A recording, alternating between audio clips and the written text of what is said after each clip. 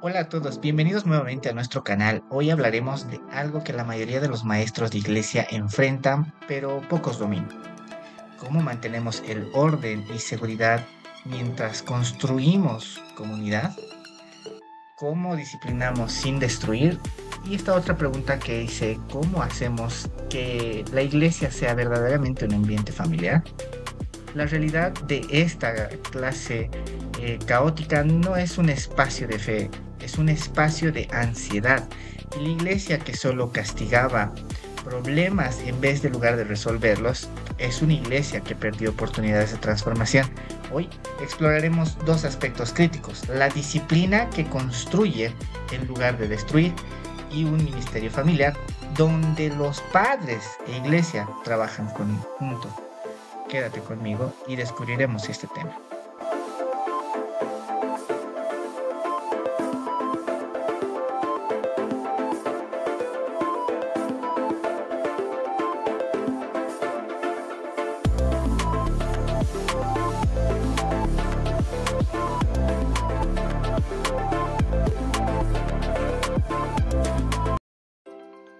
Imagina dos escenarios. En el primero, un niño interrumpe constantemente y el maestro levanta la voz. Envía al niño a sentarse solo y lo castiga. El niño obedece momentáneamente, pero la próxima semana lo mismo ocurre. En el segundo escenario, el mismo niño interrumpe. El maestro nota el patrón, se sienta con el niño, descubre que necesita atención y desarrollan un plan juntos, y la interrupción disminuye. ¿Cuál es la diferencia? Castigo versus enseñanza. Aquí está el desafío: que muchas iglesias funcionan bajo un modelo antiguo de castigo, control, obediencia porque tengo el poder. Pero los niños contemporáneos hoy rechazan esto. Incluso hace 20 años, hoy simplemente no funciona. Simultáneamente tenemos otro problema. Los padres sienten desconexión. La iglesia enseña algo, el hogar no lo refuerza. Entonces esto hace que el niño no sabe si lo importante realmente ocurre en la iglesia o en la casa. Entonces las familias permanecen fragmentadas. El resultado de esto puede ser un ministerio infantil que produce apariencia de religión, pero no una transformación genuina. Entonces necesitamos repensar completamente nuestro enfoque. Cuando hablamos de familia, cuando hablamos de disciplina, muchas personas piensan en castigo, pero la Biblia tiene algo completamente diferente que decirnos. Por ejemplo, en el libro de Hebreos, capítulo 12, versículo 6, dice: el Señor al que ama disciplina. Observa, disciplina es entendido como una expresión de amor, un acto de amor, no contradicción con de Él, no es una contradicción contra Él ni de Él. Entonces, cuando Dios disciplina, no es venganza, simplemente es una educación, es redención. La parábola del hijo pródigo es perfecta en este ejemplo, porque el padre no castiga al hijo cuando regresa, lo restaura, pero el hijo experimentó las consecuencias naturales de sus decisiones en tierra extranjera. La lección vino de la realidad, no vino del castigo del padre.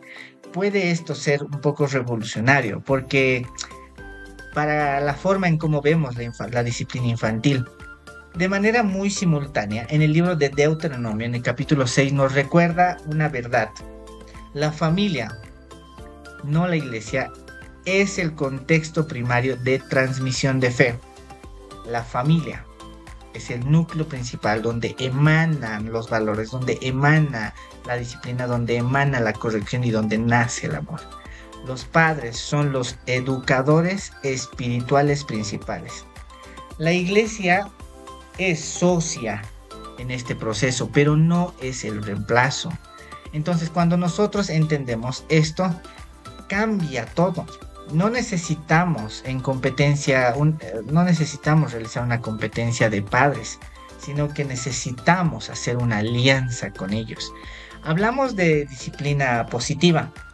¿Cómo manejar la conducta sin destruir una relación? La disciplina positiva es un concepto, digámoslo, revolucionario, que mucha gente malentiende. Algunos creen que significa sin límites, y esto no es así.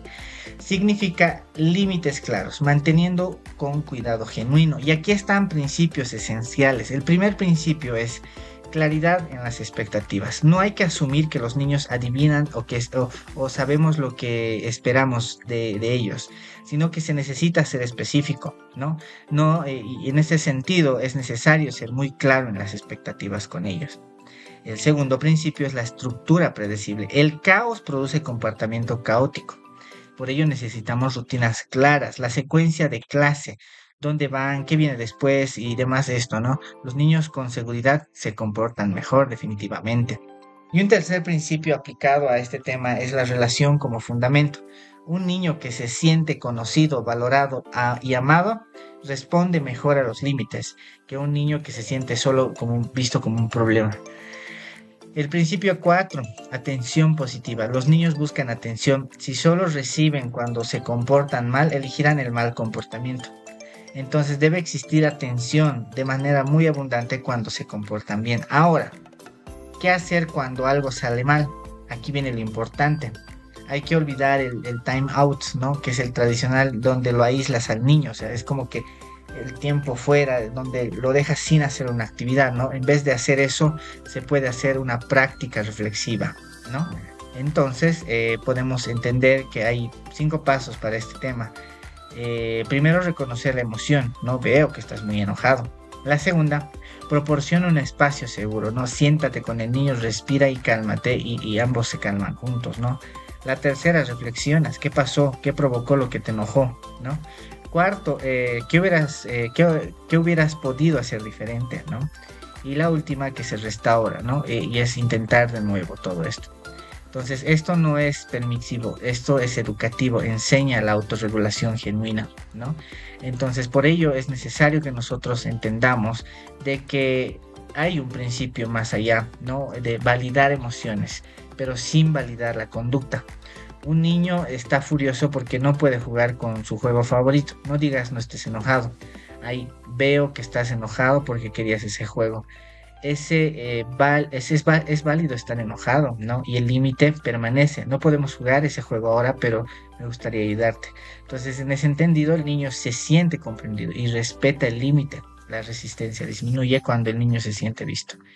Y finalmente, cuando ocurre daño, el niño puede incurrir en golpear a otro. Entonces, en lugar de un castigo temporal, debemos de invitar a una reparación. Veo que lo golpeaste, ¿no? Eso hizo daño. ¿Cómo puedes arreglar esto? ¿No? Es una disculpa genuina, una reconciliación, una restauración de relación. Esto enseña un tipo de responsabilidad real.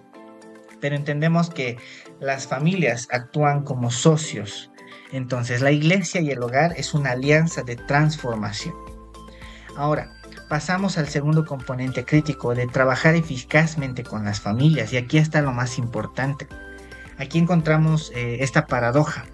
Muchas iglesias intervienen enormemente en programas de protección infantil, pero minimizan, inclusive ignoran completamente el ministerio familiar.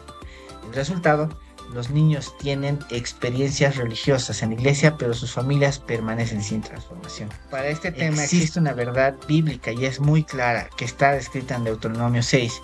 Establece que la responsabilidad primaria de transmisión, escúchenme bien, de fe recae en los padres y en el contexto familiar, no así en la iglesia. La iglesia es el contexto de apoyo, pero no es un contexto primario.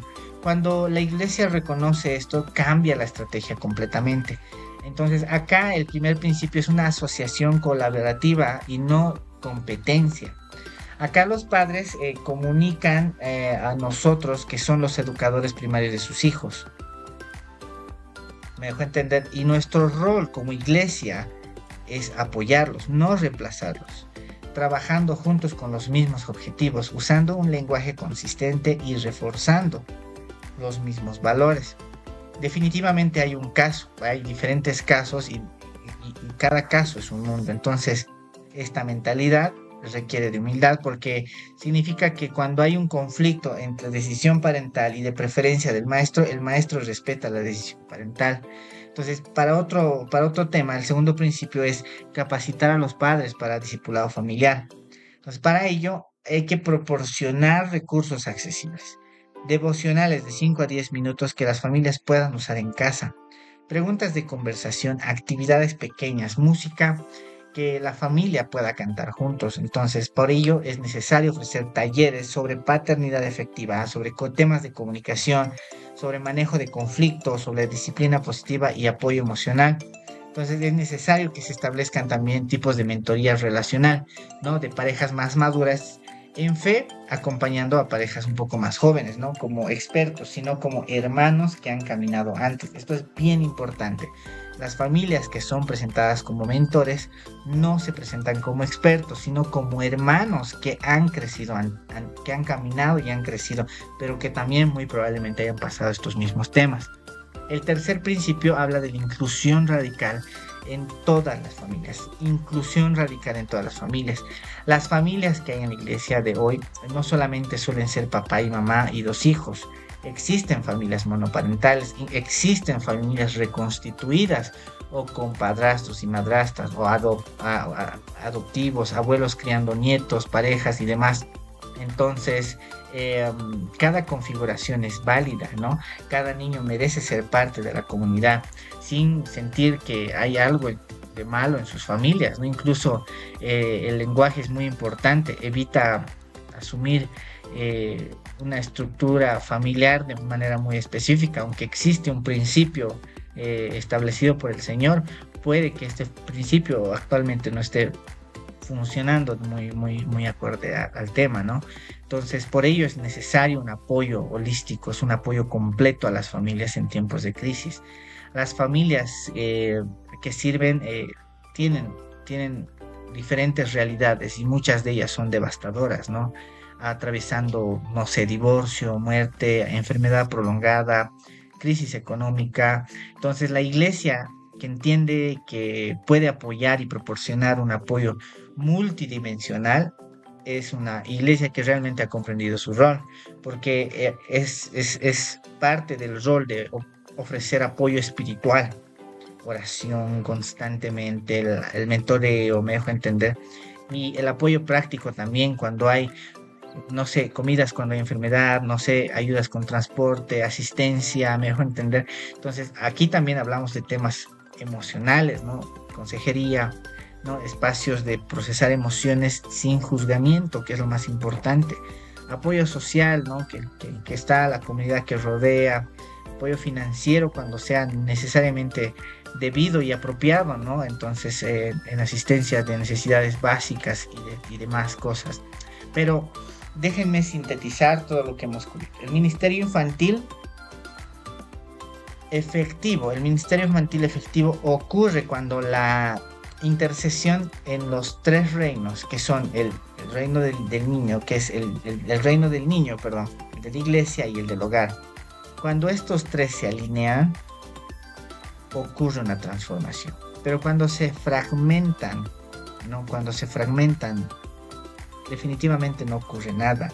Entonces, un niño puede que llegue a experimentar disciplina positiva, que estén padres equipados y que existe una comunidad que esté rodeándolo y que también celebre sus cosas. Entonces, este niño crece con una fe inquebrantable. Este niño crece en fe de manera que ningún niño, ¿no? Que cualquiera de estos no lo va a hacer dudar por ningún sentido, por ningún lado. Entonces, ¿cómo comenzamos? Si eres maestro, examina tu manejo de grupo. ¿Dónde estás siendo punitivo? ¿En qué lugar de educativo podríamos decir? ¿Dónde podrías pasar de castigo a enseñanza? Pero es necesario comenzar con un niño. Practica pausa reflexiva, observa el cambio. Pero si tú eres líder o pastor, entonces reexamina tu ministerio familiar. ¿Qué estás haciendo para capacitar a los padres? ¿Cómo estás comunicándote con ellos, no? ¿Y qué recursos se pueden crear en este mes para poder ayudar? Y si eres padre, comunícate con la iglesia, ¿no? Con la iglesia de tu hijo, porque Sé que estás enseñando, sé que está enseñando, ¿no? Pero se amplíen en casa, no dejen que la iglesia sea el reemplazo del hogar, ¿no? El hogar y la iglesia son aliados, nunca competencia. No son dos mundos separados, son dos mundos aliados que pueden construir. Entonces, hermanos queridos, gracias, definitivamente gracias por estar aquí. Si esto te fue útil, dale un me gusta y suscríbete para más contenido sobre ministerio infantil y de familia. Hasta un próximo video.